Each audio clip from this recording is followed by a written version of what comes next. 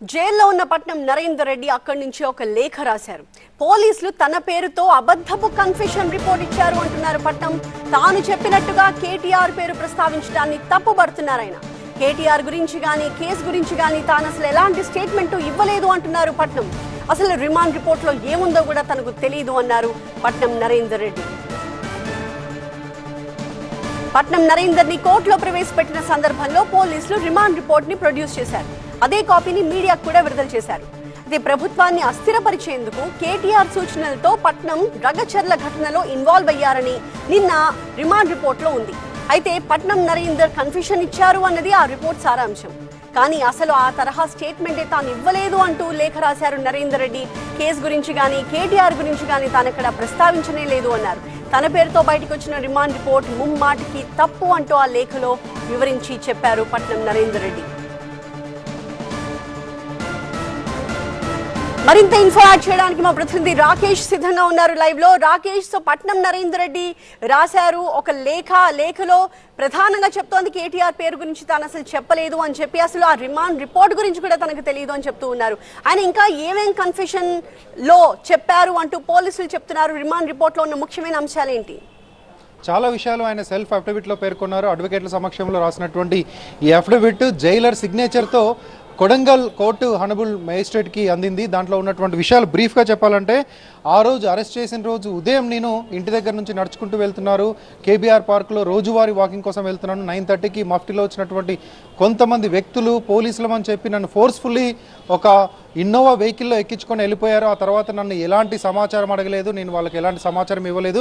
కానీ తాను చెప్పినట్లుగా కొంత సమాచారాన్ని బయటకు లీక్ చేశారు, కోర్టుకు కూడా చెప్పారు. కోర్టు రిమాండ్ కాపీని నా దగ్గరకు వచ్చిన అడ్వకేట్లను అడిగేసరికి ఆ అడ్వకేట్లు తెచ్చిచ్చినటువంటి రిమాండ్ కాపీని చూసి నేను షాక్ అయ్యాను. అందులో నేను చెప్పని విషయాలు, కేటీఆర్కి సంబంధించినటువంటి విషయాలు ఇవన్నీ ఉన్నాయి. నన్ను ఎలాంటి సమాచారం అడగకుండానే తీసుకొచ్చి ఒక తప్పుడు రిమాండ్ రిపోర్ట్ను మీ ముందు ఉంచారు అంటూ ఆయన మేజిస్ట్రేట్కి లేఖ రాశారు. దాంతోపాటు దీంట్లో ఉన్నటువంటి అంశాలపై మనతో మాట్లాడడానికి ఎమ్మెల్యే వివేకానంద గౌడ్ గారు ఉన్నారు. చెప్పండి, ఈ లేఖ మీ లీగల్ టీం అక్కడికి వెళ్ళింది, నరేందర్ రెడ్డిని కలిసింది, వారి ద్వారా బయటకు వచ్చినటువంటి లేఖ ఏమేమి అంశాలు ఉన్నాయి, ఇప్పుడు ఎందుకని ఇలాంటి రాయాల్సిన అవసరం వచ్చింది? ఈరోజు స్పష్టంగా తెలుస్తోంది, పోలీసు వ్యవస్థ అంతా ఈరోజు కేటీఆర్ మన ముఖ్యమంత్రి రేవంత్ రెడ్డి గారికి ప్రైవేట్ సైన్యంగా పనిచేస్తున్నారు, సొంత మనుషులుగా పనిచేస్తూ ఉన్నారు. అంటే వాళ్ళు వారి పరిధిలో పని చేయకుండా పరిధి దాటి మరి అక్కడ ముఖ్యమంత్రి గారు మనోల పొందడానికి చేస్తున్నట్టు స్పష్టంగా అర్థమవుతా ఉంది. ఇది మొదటి విషయం కాదు. ఇంతకుముందు కూడా రాజ్పాకాల గారి యొక్క వాళ్ళ ఇంటి వ్యవహారంలో ఇంటికి వెళ్ళి కూడా రాత్రి అంతా ఇబ్బంది పెట్టి అందులో కూడా రాజ్పాకాల గారికి సంబంధం లేని స్టేట్మెంట్ రికార్డ్ చేయడం, తన మిత్రుడు మద్దూరి గారి స్టేట్మెంట్ గారు కూడా రికార్డ్ చేయడం, అంటే వాళ్ళకి తిరగకుండా వారి ప్రమేయం లేకుండానే వారి స్టేట్మెంట్ ఇచ్చినట్టుగా మరి కోర్టులను తప్పుదోవ పట్టిస్తున్నారు. కోర్టులకు తప్పుదోవ పట్టించి వీరికి జైలు పంపించే ప్రయత్నం చేస్తున్నారు. దీంట్లో స్పష్టంగా ఏమర్థమవుతా ఉందంటే కేటీఆర్ గారిని ఏదో రకంగా ఇరికించి జైలు అంటే అరెస్ట్ చేసి జైలు పంపించాల్సిన ప్రయత్నం ఇది మొదటిది కాదు.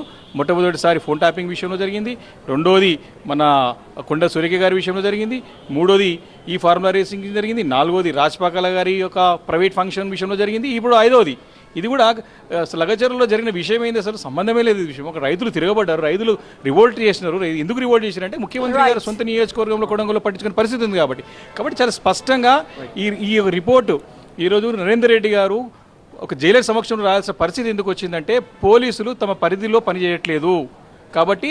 ఇది సేమ్ ఆంధ్రప్రదేశ్ రాష్ట్రంలో ఏ రకంగానైతే ఐపీఎస్ ఆఫీసర్లు ఐఏఎస్ ఆఫీసర్లు పనిచేసినారో ఇక్కడ కూడా తెలంగాణలో అదే పరిస్థితి చేయబోతున్నారు. రాబోయే రోజుల భవిష్యత్తులో తీవ్ర పరిణామాలు ఉంటాయి.